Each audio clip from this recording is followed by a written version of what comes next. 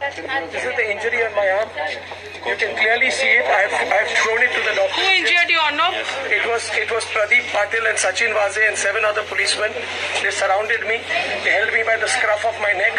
They pushed me. I have come here, as you can see, without shoes here today. Yes, you are without shoes. I'm without shoes because It's against a Supreme Court order. Yeah, they did not let me take my shoes. I've been assaulted. I want the people of the country to know. Don't push me. Don't push me. I want the people of the country to know. I've been assaulted.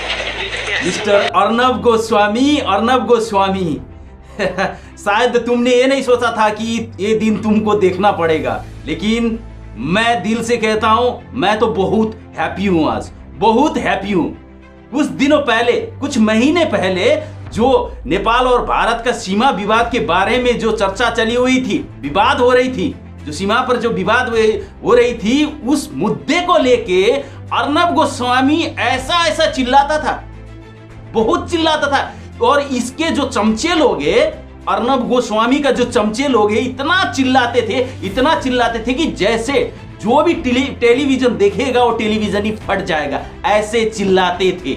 मुर्दों को उठाने के जैसा एक चिल्लाया जाता है, वैसे ही चिल्लाते थे ये लोग। आज असलियत पता हो गया ना, असलियत पता हो गया। अपना कुकर्म का फल आज मिल रहा है। मैंने बार बोला था कि मिस्टर अर्नब गोस्वामी को मैंने अपने चैनल के थ्रू मैंने बहुत ही मैसेज भेजी थी उसको कि ये सब ठीक नहीं हो रहा है। तुम देश के लिए बोलो, जनता के लिए बोलो, लेकिन अच्छे बात बोलो। अगर कोई भी देश तुमसे अगर नाराज है, उसको मिलाने की कोशिश करो, ना कि भड़काने की कोशिश, ना कि लड़ाने की कोशिश करो। लेकिन इसने एक ना सुनी। अरे सुनेगा भी कैसे? ये तो टीआरपी के लिए काम करने वाले टेलीविजन वाला है, एक पत्रकार है, तो ये कैसे सुनेगा? ये सुनेगा भी किसका सुनेगा? देखो इसने क्या कहा था।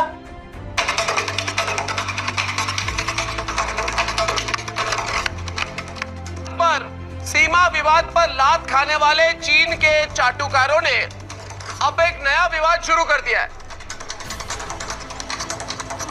नेपाल कह रहा है जो चीन का चाटुकार देश बन चुका है, नेपाल कह रहा है कि मिस्टर अर्नब गोस्वामी कहता था कि पूरे नेपाल चाइना का चाटुकार। अरे ये टीआरपी के चाटुकार है, ये टीआरपी के चाटुकार है। इसने कभी सही काम नहीं किया। हमने भारत गवर्नमेंट से भी अपील किया था कि इसको कार्रवाई हो जाए, क्योंकि ये ना किसी बेटी के मुद्दे पर बोलता है, ना किसी बहू के मुद्दे पर बोलता है, और किसी गरीब के मुद्दे पर बोलता है। किसी के मुद्दे पर भी ये नहीं बोलता था, बस इसको टीआरपी से मतलब था। जो अपने देश के गरीबों के बारे में ना बोले, जो अपने देश के गरीबों के बारे में आवाज ना उठाए, जो अन्याय में पड़ा हुआ है उसके बारे में आवाज न उठाए, ऐसे को मीडिया नहीं कहते। ऐसे इंसान को जर्नलिस्ट नहीं कहते, बल्कि एक राउडी का दर्जा दिया जाता है। अगर जो सच्चा जर्नलिस्ट होता है ना, वो जिसको भी अन्याय हो उसके खिलाफ आवाज उठाएगा, उसके साथ में चलेगा, और जितने भी गरीब लोग हैं, मजदूर लोग हैं, उनके आवाज बन के चलेगा। मीडिया का ये है। मीडिया और मैसेज दे सकता है, मीडिया अपने चैनल के थ्रू मैसेज दे सकता है, ना कि चाइना का चाटुकार हो, तुम किधर हो। इसको धमकी देने की आदत जो बढ़ गई थी, आज वो भी सामने आ गया। और इसका यही नहीं, इसका चमचे लोग भी क्या बोलते थे नेपाल के बारे में, जरा सुनिए। दाते चीन का है।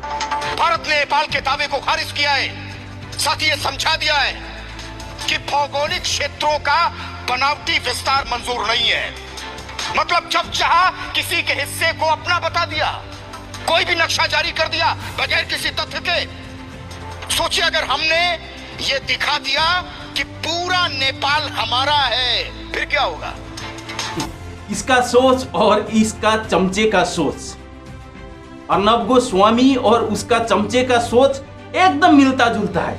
ये लोग कभी किसी को मिलाने का कोशिश नहीं करते। अपने खुद के देश में भी, भारत के अंदर भी एक जातीय द्वंद्व कराने के पीछे लगते हैं, एक धर्म युद्ध कराने के पीछे लगते हैं। किसी के बारे में अगर सही बोला हो इन्होंने, किसी के बारे में भी सही नहीं बोलते ये लोग को क्या है, भड़काएंगे, किसी तरह लड़ाएंगे, टीआरपी के लिए काम करेंगे, बस इतना ही है। लेकिन आज अर्नब गोस्वामी को अच्छा सा बड़ा झटका मिला है। महाराष्ट्र पुलिस ने बहुत देर के बाद ये सही काम किया है जो पहले ही करना था, लेकिन क्या करें, मजबूरन पुलिस वालों लोग को भी एविडेंस का जरूरत होता है, लेकिन बाकायदा एविडेंस अभी मिला हुआ है, इसीलिए ऐसा पानी में घुसा हुआ बिल्ली जैसा बना के बाहर निकाल रहे हैं उसको और लेके सामने जा रहे हैं। और ये वीडियो जैसे ही मैंने देखा, ये समाचार जैसे ही मैंने सुना, मेरा तो दिल बहुत खुश हो गया, क्योंकि ये तो भारत और नेपाल को लड़ाना चाहता था, बहुत लड़ाना चाहता थे, भारतवासियों और नेपाल वासियों को बहुत लड़ाना चाहता था। जो सीमा विवाद है, जो सीमा विवाद के ऊपर अगर बोल पाती तो गवर्नमेंट का ये मसला था और वो लोग बोलते थे। लेकिन ये जो अर्नब गोस्वामी और इसका चमचे जो थे, नेपाल के ऊपर इतना घटिया शब्द और नेपाली के ऊपर इतना घटिया शब्द बोले इन लोगों ने, और आज फाइनली पता चला इन लोगों को। और इनके जो चमचे हैं उनको भी बंद करना चाहिए, इनके जो चमचे हैं ना, इनको भी पकड़ना चाहिए और पकड़ के अंदर बैठा के सबक सिखाना चाहिए। और ये लोग को अच्छा सा भारत का मीडिया जाके पूछना चाहिए कि आखिर में जर्नलिस्ट किसको कहते हैं और जर्नलिस्ट का हक क्या होता है और कहां तक जर्नलिस्ट काम कर सकता है। ये लोग को सबक सिखाना बहुत ही जरूरी था पहले से ही, लेकिन मजबूरन पुलिस वालों ने पकड़ नहीं पाया था, क्योंकि पूरा एविडेंस कलेक्ट नहीं कर पाई थी। लेकिन आज एविडेंस कलेक्ट भी हो गया और इसको ऐसा पकड़ के लेके जा रहे हैं, आप खुद देख सकते हैं। एक भीगा हुआ चूजा, एक बिल्ली का जैसा देखो, शेर, पुलिस तो शेर होते हैं यार, चाहे हिंदुस्तान का हो चाहे नेपाल का हो, शेर तो शेर है यार, शेर तो शेर ही है। अब उनको भी ये बोलता है डोंट टच माय शॉट, ये बाकायदा एविडेंस के साथ आए हुए पुलिस के साथ में जाने का भी इसका इरादा नहीं है।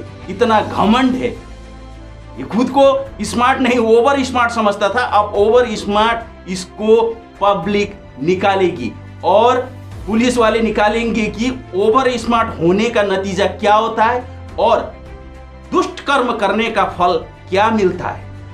इसको मैंने पहले भी बोला था, गलत मत बोला करो, इतना मत भड़काया करो, नेपाल और भारत वासियों को इतना मत भड़काया करो, क्योंकि तुम्हें तुम्हारा पाप का फल जल्दी से मिलने वाला है। क्योंकि ये नेपाल है ना, ये वो देश है जहां पर लक्ष्मण को जब बाण लगी थी तो मूर्छित हो गए थे लक्ष्मण, तो यही हिमालय से एक टुकड़ा पर्वत हनुमान जी ने उठा के, जिसमें संजीवनी बूटी था, वही उठा के लेके गए थे।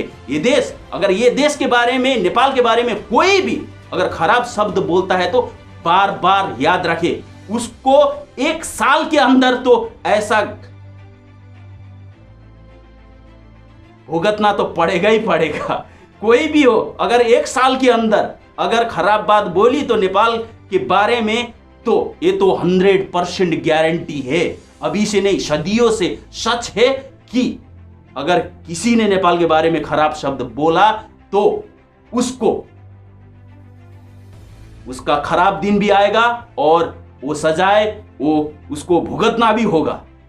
इसीलिए अभी मैं बहुत खुश हूं, क्योंकि अर्नब गोस्वामी किधर गया, जेल में गया। अभी उसको अच्छा सा सबक सिखाने का यही टाइम है। और मैं महाराष्ट्र नहीं, पूरा हिंदुस्तान का पुलिस वालों से, पुलिस फोर्स से, कानून से मैं यही अनुरोध करना चाहता हूं कि ऐसे घटिया पत्रकार को आप लोग अच्छा से अच्छा सबक सिखाए, जल्द से जल्द। इसी को ही नहीं, जो भी जितना भी है घटिया पत्रकार, उसको जल्दी से जल्द पकड़े, उसके बारे में एविडेंस कलेक्ट करने का जरूरत भी नहीं। अगर आप चाहे तो कलेक्ट हो जाता है, एविडेंस जल्दी ही कलेक्ट कर सकते हैं आप, विथ इन 2 मिनट्स एविडेंस आप, अगर आप नहीं कर पाए तो मैं करके दूंगा इनके खिलाफ। ये इतना घटिया काम करते हैं टीआरपी के लिए, और आप लोग इनको सबक सिखाओ।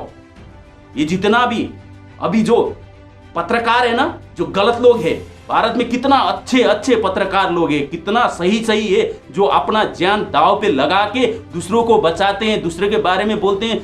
गरीबों के खिलाफ अगर किसी ने कुछ कह दी तो वो लोग जाके भड़क जाते हैं। ऐसे ऐसे अच्छे इंसान भी है जो पत्रकार में है, लेकिन ये अर्नब गोस्वामी को पत्रकार में कदापि कोई भी देखना नहीं चाहता। इसको सबक सिखाए और मैं तो खुश हूं। और ये वीडियो आप लोग देखें असली में क्या है।